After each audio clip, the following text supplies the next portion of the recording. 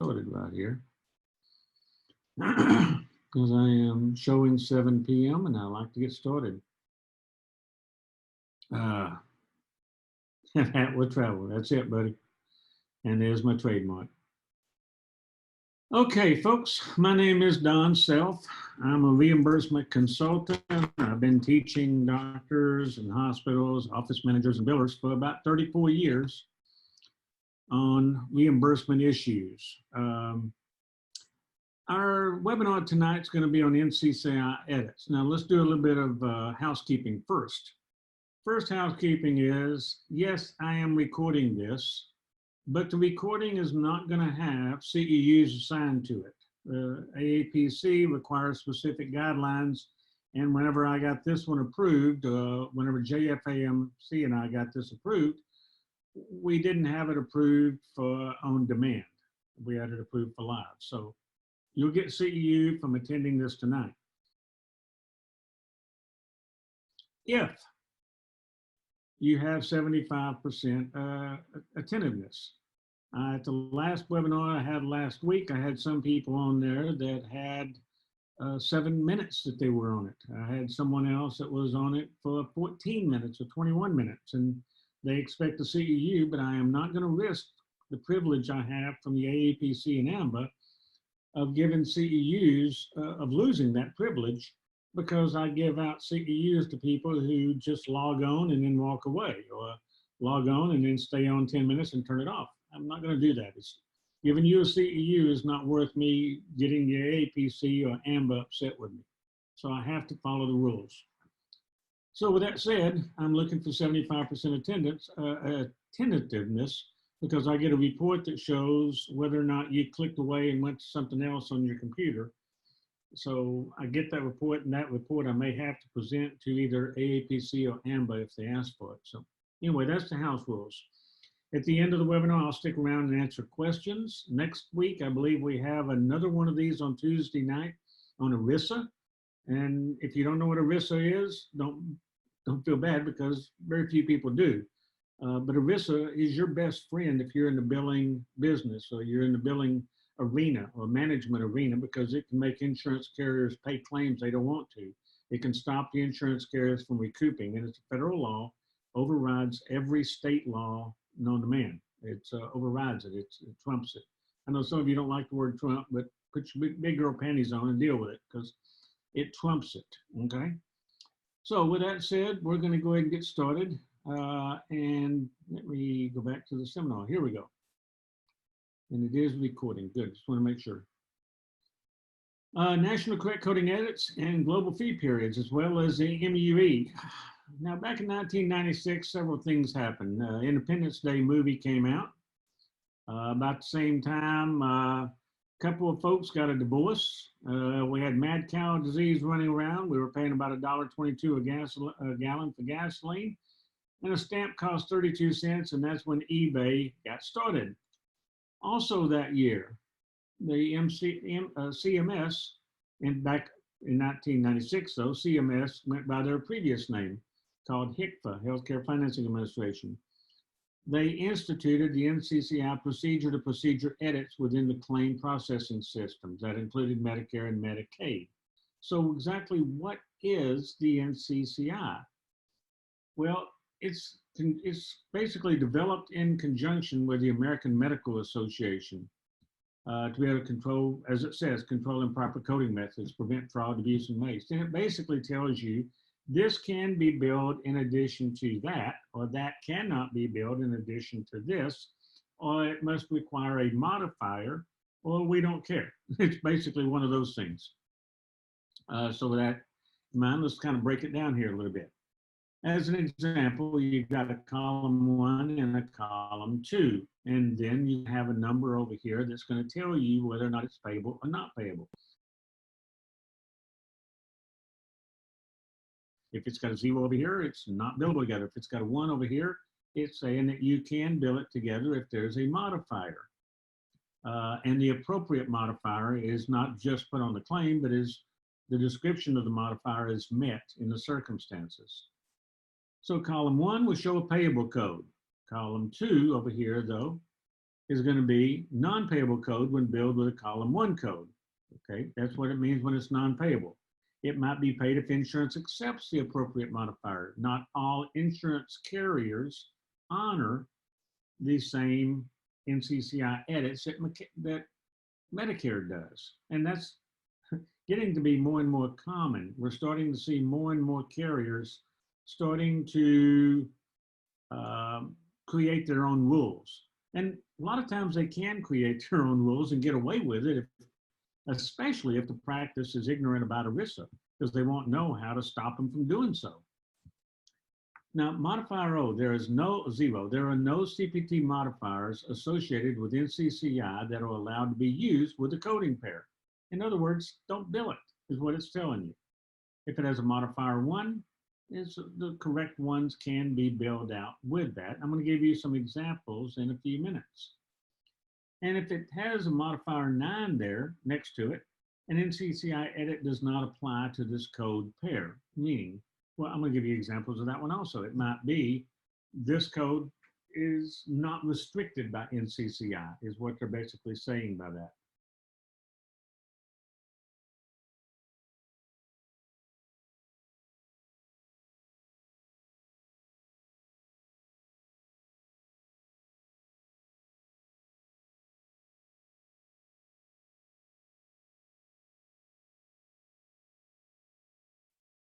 Modifiers could get you in trouble if you start throwing them on every claim just to get the claims paid.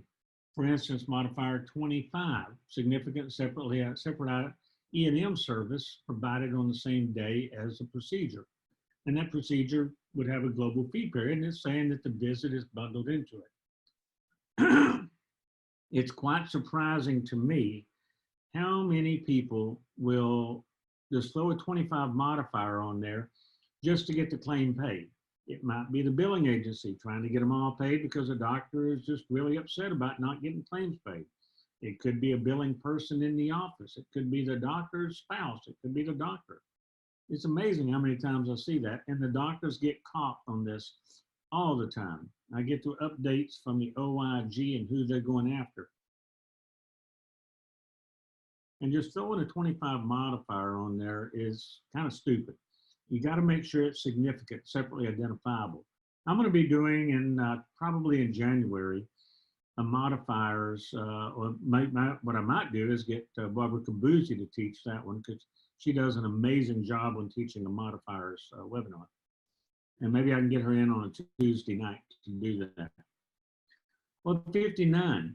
Sometimes people mistake 59 for 51, and they'll throw 59 on everything just to get it paid, whether or not it should be or not. And both of those can get you in trouble.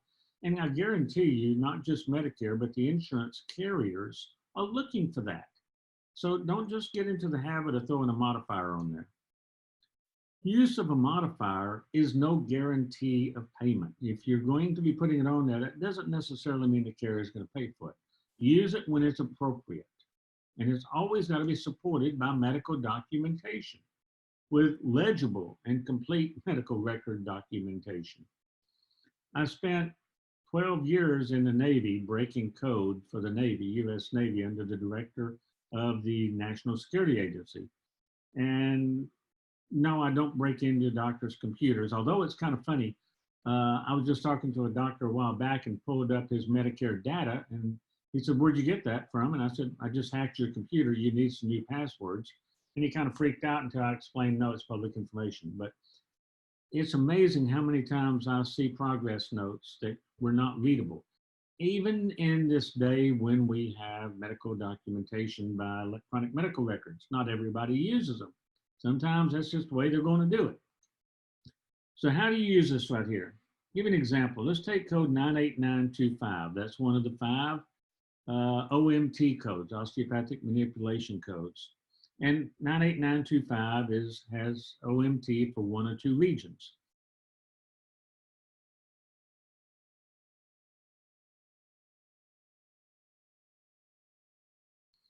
And then you've got 99213 right here in the second column, which is a mid-level office visit. So if you build both of those on the same day, you look over here and find out that number that has a 1. So that means that the 99213 is not payable when billed with 98925 unless you're using a modifier to show that the 98925 and the 99213 are not bundled together. Now, the appropriate modifier would be a 25 on the 99213. But as I said before, don't just throw it on there. You need to make sure that that visit is significant and separately identifiable from the OMT before you would put that modifier on there. Now, how do you define that, by the way, significant and separately identifiable? I've seen all kinds of folks trying to use different ways. My favorite way right there is probably if I was to take the OMT out of the notes and everything related to the OMT out of the notes, would I still have history, exam, medical decision making, or 2 of those 3 sufficient to bill a 99213? If I do, and there's medical necessity for it, which is the overreaching criterion for any visit or any service, then yeah, then I could throw a 25 modifier on the 99213. And if it wasn't, I would not throw the modifier on there and I would not bill the 99213. A lot of times I've seen doctors, I have a patient come back in here and say, okay, I'm doing an OMT on you today and I want you to come back in day after tomorrow and I'm going to do another one because I didn't get a complete myofascial release or whatever. I didn't get you the relief I needed. And so when the patient comes in, they're coming in for the OMT. And the doctor may say, well, how are you feeling? Are you feeling any better? Are you feeling worse? Did you see any kind of relief from that? And if the patient says, yeah, okay, I'm feeling better, whatever, then they'll try to throw a 25 modifier on there. I mean, I think that they're going to get in all kinds of trouble whenever they do that, especially if they get audited. So be careful you don't just throw the modifiers on there. Not all commercial insurance carriers always use NCCI, the National Correct Coding Initiative edits. They sometimes use their own edits, and that can be addressed through ERISA very successfully. That's really easy. So how do you know which edits that they're actually using? Let's say, for instance, you build a CBC and a venipuncture because you had to get the blood somehow. The claim goes out clean, and to the best of your knowledge, it did. And the EOB over minutes comes back in, and all it shows on it is the CBC. Some billers might say, well, I guess they don't pay for us the venipuncture. A lot of times I've gone back in and I'm looking and doing a comparison when I'm auditing practices, and I'll say, where did the venipuncture go? And so I don't know, I guess care didn't pay for it. Not necessarily. And just blowing that off ends up costing the employers a whole lot of money whenever you're doing that. So research it. It might be the carrier never saw the 36415. Why? Because some carriers are using other edits. They don't use the NCCI edits. And that clearinghouse that you're using right now that's using other edits might be costing you a huge amount of money. I mean, a whole lot of money. So you can demand the clearinghouse use your own edits. Now, why would you want to? Well, because make sure that they're using the NCCI edits. That's the standard of the industry. Other edits might have been created by people with what's the word I want to use? Not so altruistic outlook on why they're doing the edits. They may be saying this is bundled with that because they don't want it to get paid, and they might have some ulterior motive for not wanting to get paid. So if your clearinghouse won't change, fire them, get rid of them, get a different clearinghouse.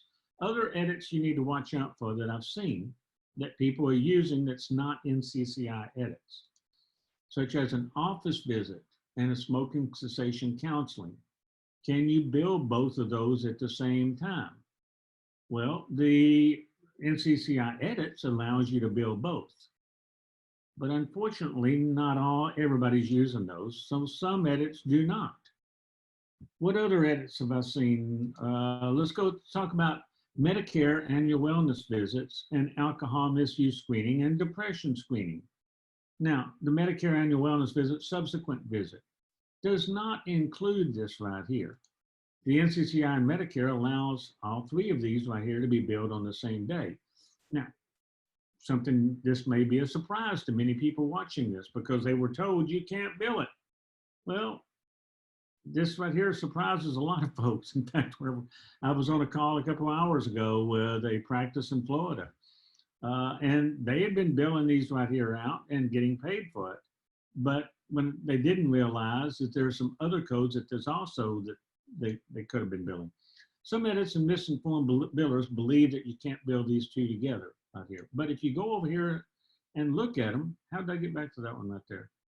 Well, if you go back over and pull up the edit right here, you're going to find that you can bill those together. What you can't bill together is a G0438 and the depression screening, because those have an edit saying never bill together. You can bill a G0438 and an alcohol misuse screening, because the alcohol misuse is not bundled into or paired up in the NCCI edits with the G0442. The G0438 and G0442 is not bundled in together.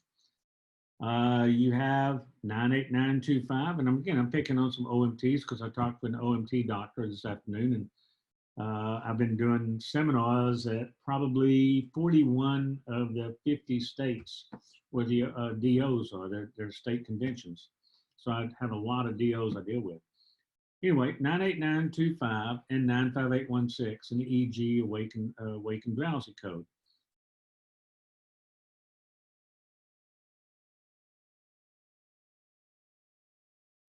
E 98925 is payable, 95816 is not payable, and the appropriate CPT modifier might be used because it has a 1. So it means that you can try it with a modifier and see.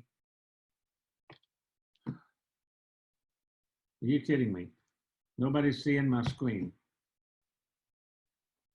I just saw a text from Leslie. Hold on.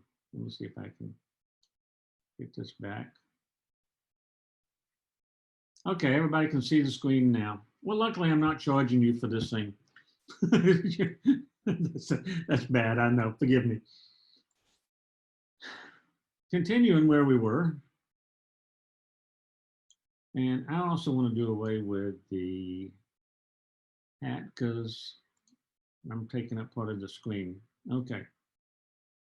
So the 98925 and 95816, it has a 1 over here. These was dates right here that CMS came in there and said that the last changes were to it under the NCCI edits. So it has a 1 saying the CPT modifier might be used on this one, and that would be allowed. That's, again, no guarantee of payment. I don't want you to go back to CMS and say, well, Don said I could get paid for this.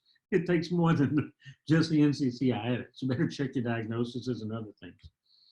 Now, NCCI is updated quarterly and can be downloaded on the CMS website. You can also access it through my coding advisor. If you go to my website and click on coding advisor right down there, then it'll take you to a place that you can see a program that I created. It took about 5 years to get created and all finalized out. No, I'm not bringing me back on the screen right now. I'm going to stay off the screen for a minute, Marilyn.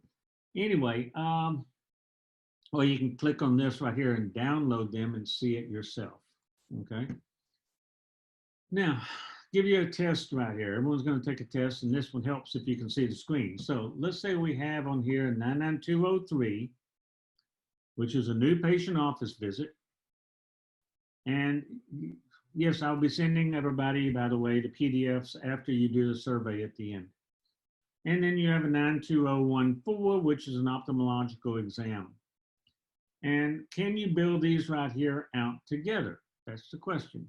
Now, I don't expect everybody to answer it because it would take up all the chat. The answer is real serious, like Debbie said, no, because it has a 0 here, saying no modifier would be correct to use in this case.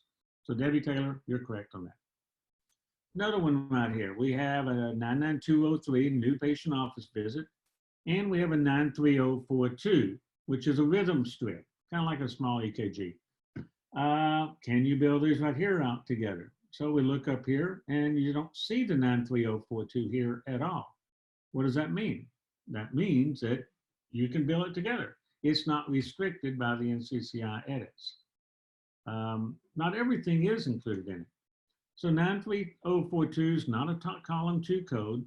CPT page 4 states diagnostic tests are not included within evaluation and management, such as a 99203. So you should be able to bill those out. You say, well, I tried that and the carrier came back and denied it. That's because not all carriers are following the rules. Many times they're making up their own rules as they're going along. So you want to make sure then you know how to appeal. Do you appeal with the state insurance rules? Do you appeal with the correct coding rules? Do you appeal with ERISA? By the way, I've got about a 97% success rate with ERISA. And I know others that's on here as well that have a similar or even a better rate than I do. So you need to know how to appeal those when that happens. Sometimes your doctors are telling you, you've got to get the claim paid, because the doctors are whining because they're not making enough money. This doctor I talked to this afternoon had been missing out around $270,000 a year. That's pretty common because they don't know what they don't know. So because these doctors don't know what they're missing, and almost every primary care doc's missing 100,000 or more easily, because they don't know what they're missing, they're coming down on the biller, the managers, etc., to do what you can to get this claim paid. Well, I got to tell you, folks, right now, I comply with current coding edits, guidelines, and applicable policies. I do not support fraud, abuse, or waste in any form. I have turned doctors in for doing fraud and abuse. Does that mean automatically whenever I find they're doing something wrong that I go ahead and immediately turn them in? No, I go back to the doctor because it might be that the doctor doesn't realize they're doing something wrong. It is amazing how many doctors are getting bad advice from people that should know better. Sometimes it's the managers saying, well, yeah, doc, the carrier can recoup on this way, or go ahead and send in the money. That's stupid. Don't do that. The very, very good chance that the carrier can't legally recoup. Or it might be pharmaceutical reps coming in saying, doc, have the patient ask these patients the 7 questions and then bill out a 96116 for a mini mental status exam. No. Somebody comes in and gives you that kind of advice, you got my permission to slap the snot out of them. Don't follow that kind of advice. So there's people out there that's getting the doctors in trouble, and not always do the doctors know they're getting in trouble. So my advice is, when I'm talking to the doctors, is, doc, let's find out why you're doing it that way. I remember one doctor, I was pointed out that the doctor had been billing out for, what was it, a DNC on every patient, not a DNC, it was another procedure, I forgot now what it was, but a procedure on every patient, even though the patients weren't getting the service. And he said, well, I can do what I want to, the carriers don't care. I said, doc, they care because you can't do this. You got to stop doing it. He said, no, I'm going to pay you. Here's your check, and I'm going to do what I want to. And I tore the check up in front of him and said, I'm not going to take your money because when I leave here, I'm turning your butt into Medicare. And he ended up getting a lifetime exclusion from Medicare because I was able to show them and tell them that he blatantly knew what he was doing. So don't support the fraud or waste, because I guarantee you, it won't just be the doctor going to jail anymore. It's also the office manager. It's also the billing manager or the billing agency. Don't put up with that kind of stuff. It ain't worth it. Here we go. We billed XXX with YYY to ABC Insurance. ABC denied XXX. Is there a modifier we can use to get it paid? Well, the first step we're going to do is we're going to check the Ncci first. Then I'm going to be checking right here, is it part of the bundling edits? Okay. And it may not be part of the Ncci edits. It could be that the carrier is just unjustly issuing an adverse benefit determination. By the way, the term adverse benefit determination is a legal term, and it's what you call a denial. And that's where you can come back and kick the butt. Always check the Ncci before sending a claim. And don't bill column 2 with column 1, with column 1 code if it's not allowed to. Don't take that chance. Just, you can make enough money by doing things the right way. I'm not going to preach. Well, okay, maybe I will preach at you. Okay, everybody, open your Bible to Hezekiah 4:6, and listen. Some of you sitting there thinking, is there really a Hezekiah? No, there's not. I just made that up. check the insurance contract to see if the doctor agreed to the insurance company coding policy. And then, regardless of what the doctor might agree to in the contract, because most of the time the contracts that the doctors have aren't worth the spit it takes to, wet the ink on it, find out whether or not it's in the patient's policy, because that's where it all falls back to with the insurance carriers is a policy that the patients have, and not the contract the doctor might have been dumb enough to sign. Those contracts don't mean very much if you really know how to read them. Let's talk about medically unnecessary edits. An MUE for HCPCS codes is maximum units of service that a provider would report under most circumstances for a single beneficiary on a single date of service.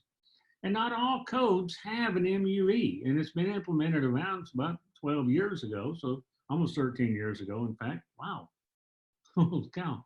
Almost 13 years ago. Holy cow.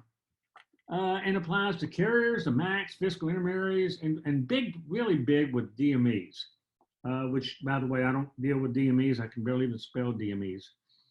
And medically, the necessary edits are really easy. You just click on the web page you're going to get in the PDF after the seminar and go to that link. That means it's a left click. Don't right click trying to download something, just left click it. And go to that page on cms.hhs.gov, and then you can download it and have it anytime you need to look at it. There's no reason to spend money on that. Global fee periods. Because you say, well, you didn't spend very long on the MUE. Why? It's all there, just black and white. It tells you how many units you can bill. So just follow that. Global fee periods. It's not always what people think. It's amazing how many people, like the practice I was talking to this afternoon, they were totally confused on global fee periods. So there's 3 types of global fee periods. And the first one is a 1-day global, and that'll be designated in the CMS listing as 000. That's the day of the procedure plus 0 additional days. So that's basically a 1-day global. And then you've got the 0, that's the 0 one. And no preoperative period, no postoperative period, visit on the day of the procedure is generally not payable as a separate service unless related to different reason than the procedure. That's a 1-day global. Now, there'll be times when you have a 10-day global. And again, no pre-op period.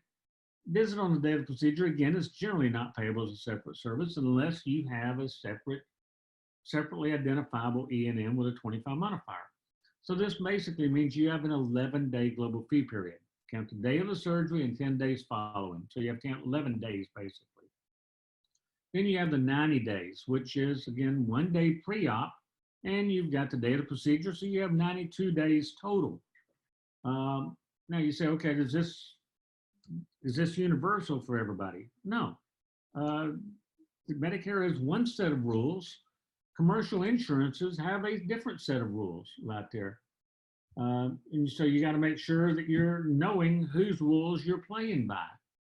And sometimes the commercial carriers, by looking at the patient's policy, will say we follow Medicare. And then you go to the commercial carrier's website and you find they say, well, we follow Medicare except this or this. I'm sorry, they can't do that legally. They try to get away with it. It's like, for instance, Blue Cross Blue Shield years ago came out in New Jersey and said that we're going to, I think they were called Anthem, and said that we're going to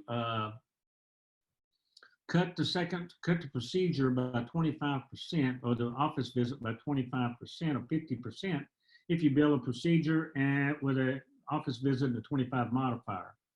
We contacted them and said, do you really want to go back to court and lose another $350 million in a court settlement? Because we're going to challenge this with ERISA. I didn't, but someone I know did. And Blue Cross said, okay, we're not going to do that after all. Because we already, well, not me, but Blue Cross had already been hit with a $350 million settlement in one case up in Chicago from doing things that they knew they shouldn't. They didn't want to go through that stuff again, I'm sure. So they're trying to I guess, play by the rules. So, you need to know which rules that the carrier is trying to use. And then you need to know what the law is on whether or not you're going to let them use those rules. You say you can stop them? Yeah, you can. They're the 800-pound gorilla, but you can stop them. They're stoppable.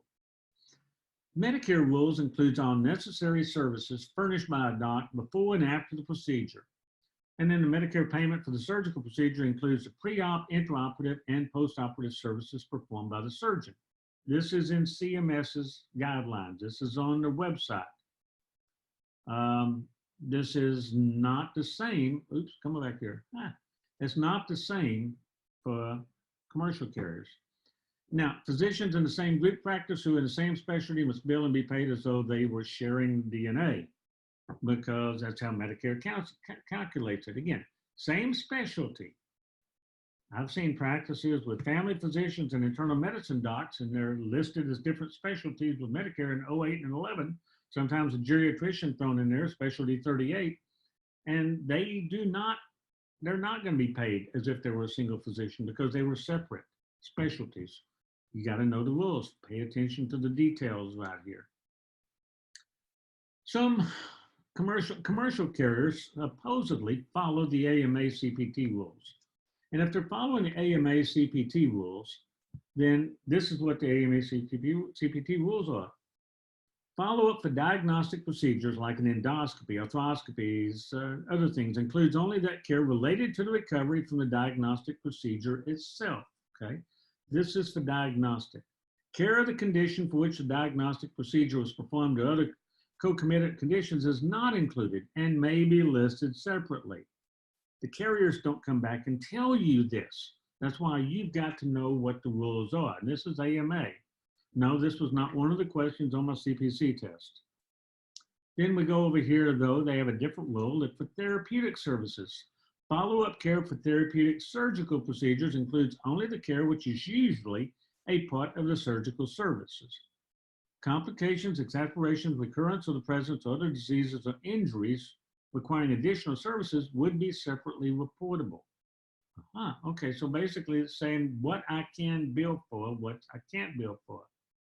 Remember, it's in an easy way of breaking this down for you is Medicare says that everything is included during the post-op period for a certain amount of time if it's related to the procedure. Commercial insurance says only that is routine is included during the post-op period. So what about an infection?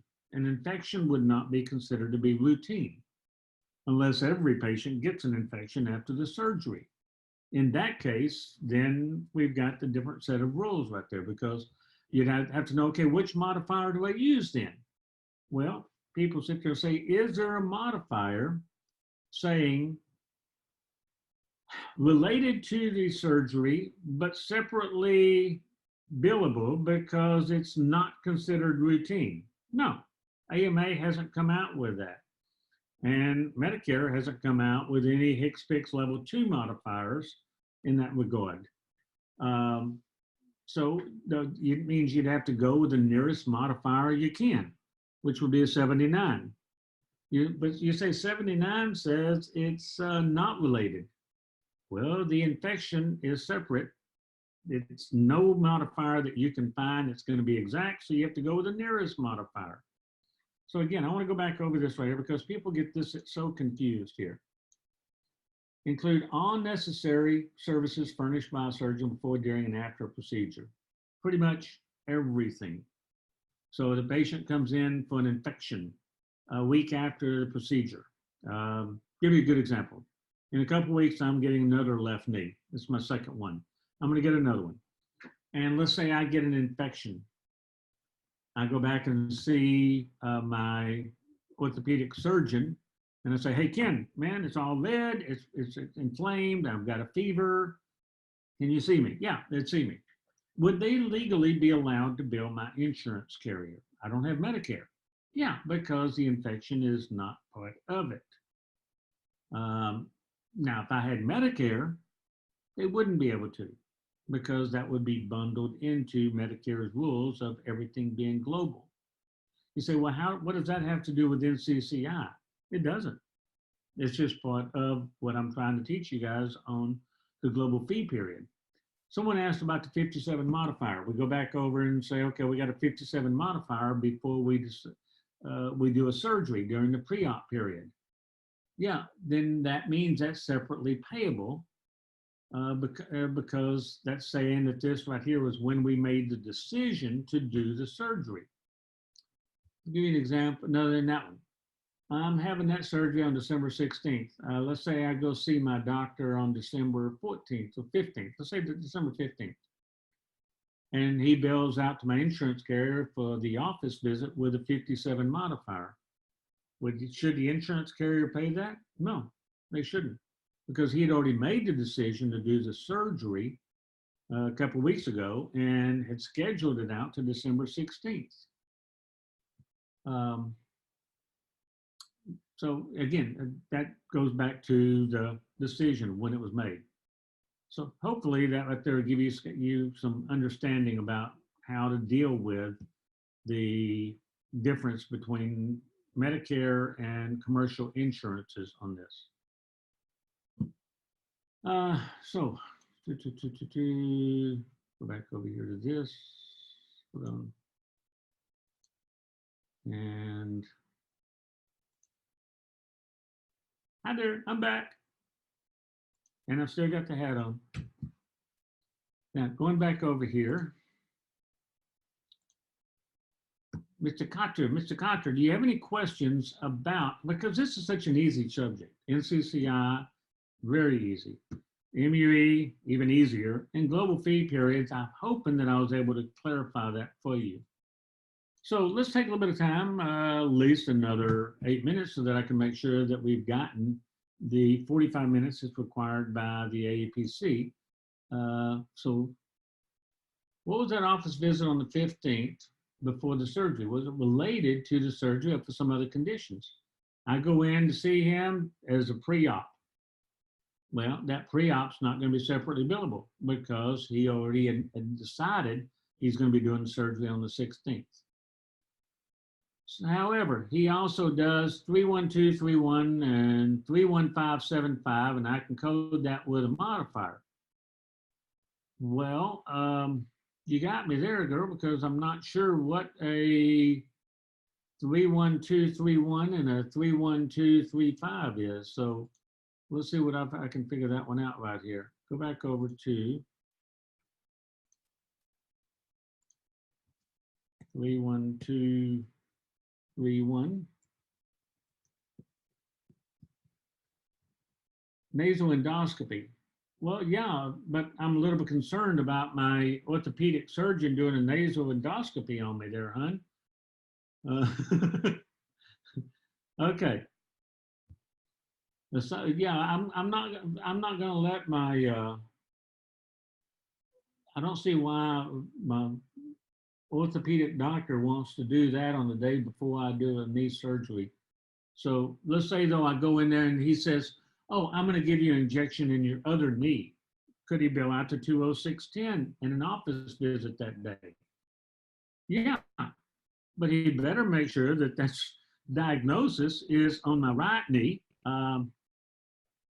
and bills out, you know, the 20610, the joint and the drug depot get better that he's putting in there, and the office visit, if the office visit was significantly separately identifiable. So, okay, I see it's not for my knee now. It was the NCCI before. Okay.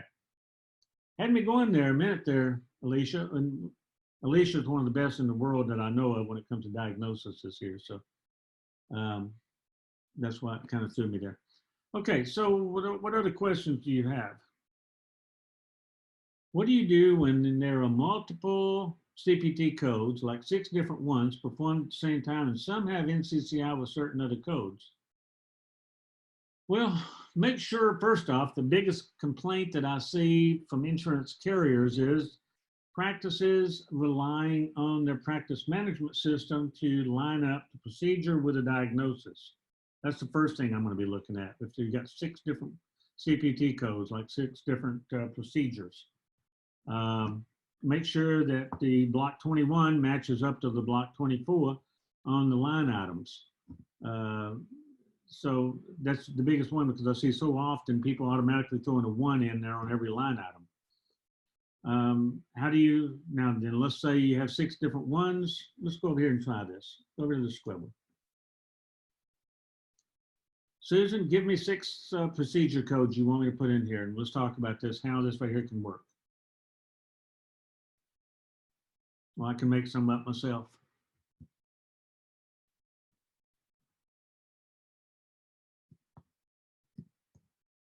Let's go with that one. Add a procedure right here. 9213. Add a procedure. 20612.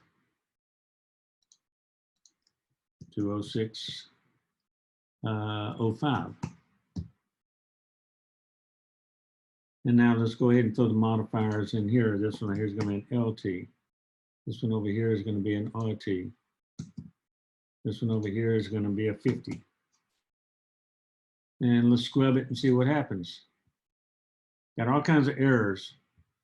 Unless the patient's condition requires significant separately identifiable. Okay, it's telling me I need a 25 modifier on that one. Fix it. Okay. So now then, scrub the claim.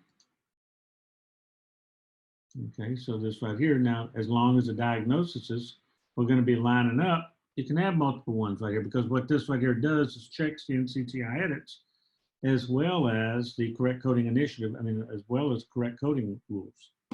So it's going to depend upon the actual codes. I can't really answer that one for you, Susan. Okay. So yes, I see that when they want to debride the nails and remove calluses, we'd only use one diagnosis code. Oh yeah, it's amazing how many times I'll see something like this right here. I'll throw this one right here, 69209. And let's say we use a diagnosis code down here for otitis externa.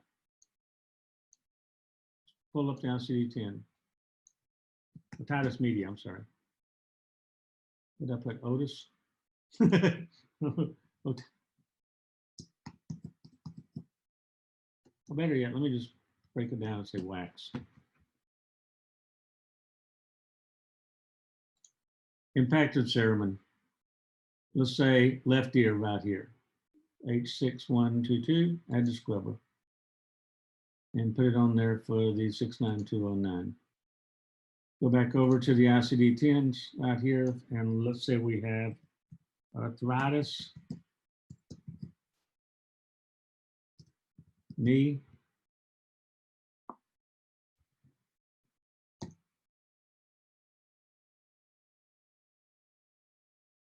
just grab one right here, add to the scrubber. And we're going to say that one's for the knee, so let's code 0600. I keep searching over here, and let's say that I have the streptococcal left knee, and that's going to be for add the scrubber. And that's going to be for this one. And then I do a scrub. Additional diagnosis code may be required. Medicare Part B is unlikely to do this right here because what it does is check the particular carriers. And right now I've got it looking for non-facility in Illinois, so it's looking up there at the Illinois area. So it's basically you need to make sure that each one lines up with the right one. Like if I go over here to this one and I put down H61 2.22 and I put down here H61.22, those right there are not going to work because the carrier is going to go back and say, wait a minute, you don't do an intermediate joint injection or aspiration for the otitis media. Okay. What other questions you have right here? Oh, she gave me the, and I didn't even see those because I didn't scroll down. Sorry about that. So what if the patient came into a public health department for a family planning service to be performed by an RN, but brief medical office visit with an office visit, RN determined during visit, patient needed a TDAP? Well, I have no idea on public health department because public health departments are going to be making up their own rules. Insurance companies, okay, you're going to be billing an insurance carrier from a public health department. I guess I'm a little confused because I was thinking public health departments, what they get for free services. Insurance companies typically will not pay both brief medical and the vaccine because it's viewed as two office visits in the same visit. Yeah, you can definitely use a 25 modifier. Okay, so what the question is, I'm reading right here. Patient comes in, forget public health department, just comes in for a family planning service. And we get a brief medical office visit with a J1050 and a TDAP. Well, if we're talking brief, are we talking about a 99211? No, you're not going to get paid a 99211 and a typical injection unless you have something separate. And you can't go to a 99212 if all that was being done was a family planning by a nurse, because a nurse, an RN, is not allowed to go above a 99211. Now that may change in 2021 whenever we change up the E&M coding rules, but I doubt it. So we bill third parties, Medicare and Medicaid for the state of Georgia. Okay. Again, I'm not familiar with public health departments. But if you're talking about billing Medicare, no, you're not going to get paid for 90715 and a 99211. So how do we know that? Let's go over there and try them together out here. Let's go back over to the scrubber, clear the form, 99211. And I can go to 90471 or I can go to 90715. Scrub this claim right here. Oops, helps if I type it right, doesn't it? And you also had on here a J1050.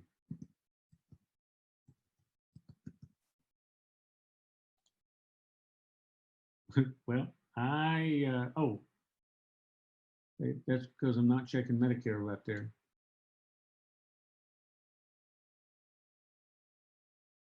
Unless I'm wrong. Let's take a look at it. Let's go back over there and check 90715 and find out under the NCCI edits. I could be wrong. I have been wrong before in some instances. So let's go over and check the code, 90715. And let's go look at the NCCI edits for it and see if you can bill a 99211. I may be wrong on that one, Sherry. Guess what? A 99211 is not listed right here as listed. So yes, you can bill it out. Now, because I was trying to put that into the same category. So 96372, where I know in the 96372, Medicare is going to give you problems trying to get a 99211 with it. So it just breaks down going into whichever one you can. And you cannot bill a 99211 with a 90471 too. But can you bill it with a 90715? Apparently so, because it's not listed as one of the edits. Let's go down here to the 99211. Never. Okay, yeah, the 96372, 90471. So you've got to break it down and find out what the payers want. Like, who was it? Leslie said, what do the payers want? If the particular payer doesn't go for it, then don't bill it. Need administration code of 90460. 90460.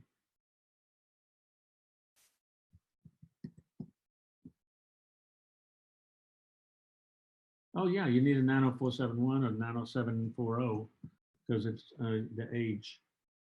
222. 904. It helps if I typed in the right letters, wouldn't it?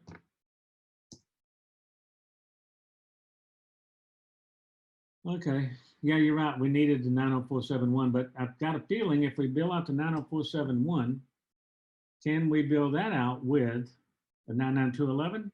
Let's find out.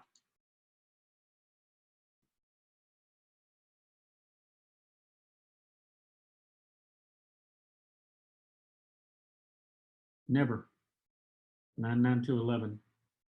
See what I'm showing you right here, this is the coding advisor that I use instead of going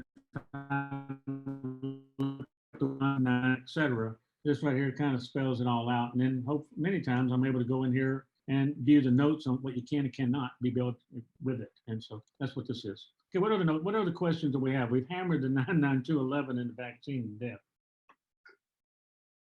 Okay, what else you got? Any other questions regarding NCCI edits or MUE or the global fee periods?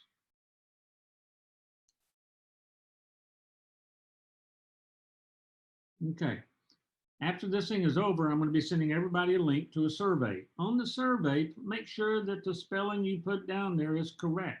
That's the name, and that's the spelling that I'm going to have on the certificate for the one CEU from the AAPC and from AMBA. And hopefully I'll get those out. I'm hoping I can work on those tomorrow some. I know I got to do some cooking tomorrow for family coming on Thanksgiving. And I do, like I said, plan on putting the recording on my website, but the recording is not going to have the CEUs assigned to it. So if the other 70 people that registered, however many people that registered for this thing, think that they're going to get a CEU by watching it later, they're going to be very surprised because I don't have that permission and approval from CMS, I mean, from AAPC to do so. Okay, your doctor will perform a 44120 and a 44139. So basically, let's go, we can go over there and take a look at that and see too. Okay. If I can get back over to it again. Here we go. 44120.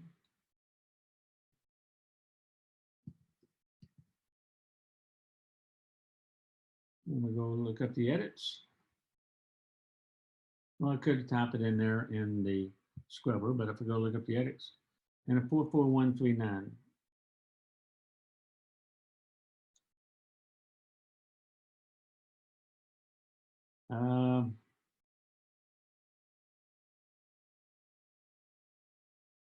I don't see a 44139 listed in the NCCI edits. Let's try it this way, 44139.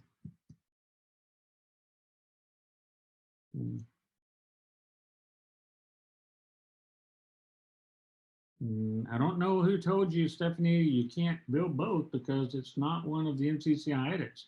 It might be a McKesson edit. Now, people sit there and say, well, why do these other carriers have what they have? Well, like for instance, McKesson, from what I understand, the edits they have is going to keep you from billing certain things together that you possibly could or you should be able to do with the NCCI. Now, who owns McKesson?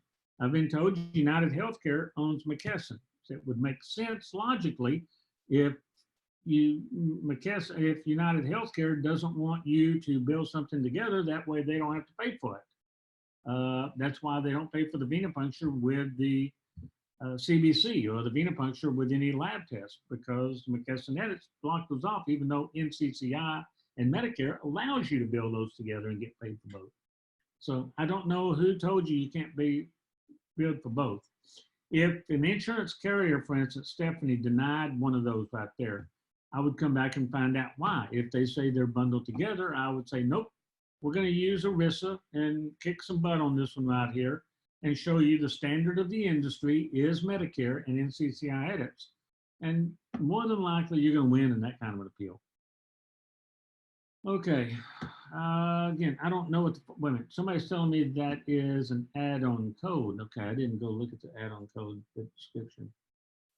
Listen addition, here we go. That means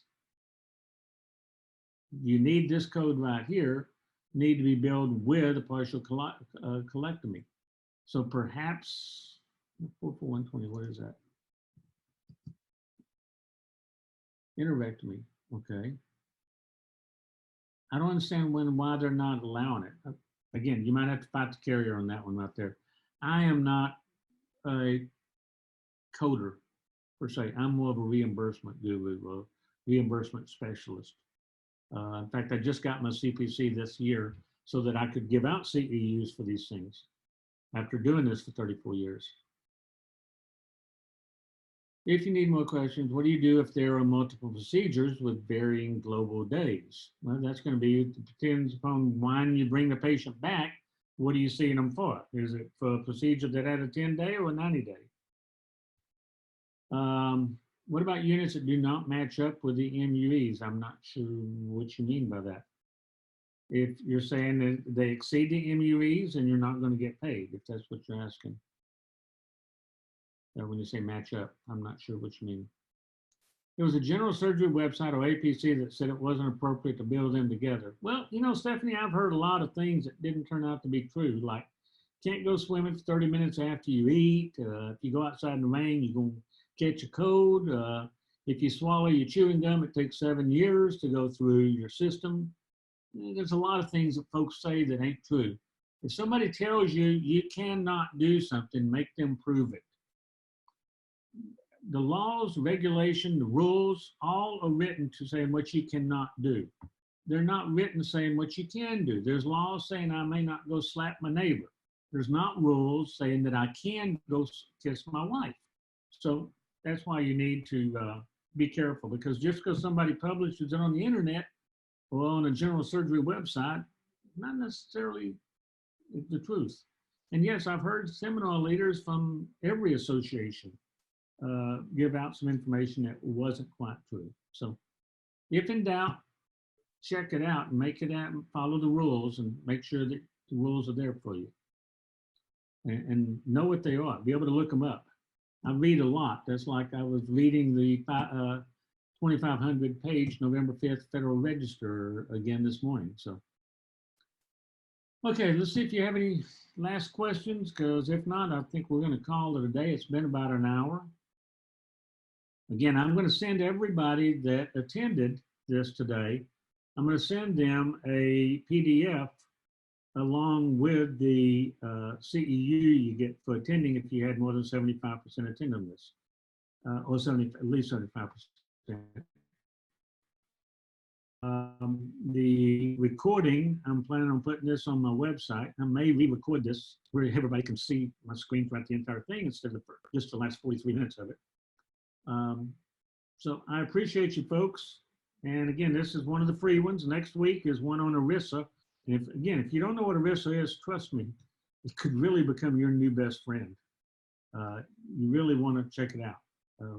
It's like David, I think, lives off of ERISA. He's one of the best in the world at ERISA, David Martinez is. So as well as Leah Fowler, who, Leah doesn't like me, but she is amazing when it comes to ERISA. You might want to check her out too. I guess that's it, folks. I appreciate you. Like you, Don. Oh, you're welcome, buddy. And everybody have a blessed weekend. I hope you have a fantastic Thanksgiving with family. And remember, calories you eat on Thanksgiving do not count. Calories you eat on leftovers on Friday do. Is ERISA for billing, Christine? Yeah, definitely. Just think about all the times you get denied from carriers. Most of the time you can go back and kick their butts. And there's a 10-minute free webinar on my website, Christine, about ERISA. Folks, if you ever want to go to my website, go over there and check it out. Go to donselfindassociates.com, and then you can study information on here. These are all comments, and some of your comments will be on this, I hope, when I get time to get it caught up.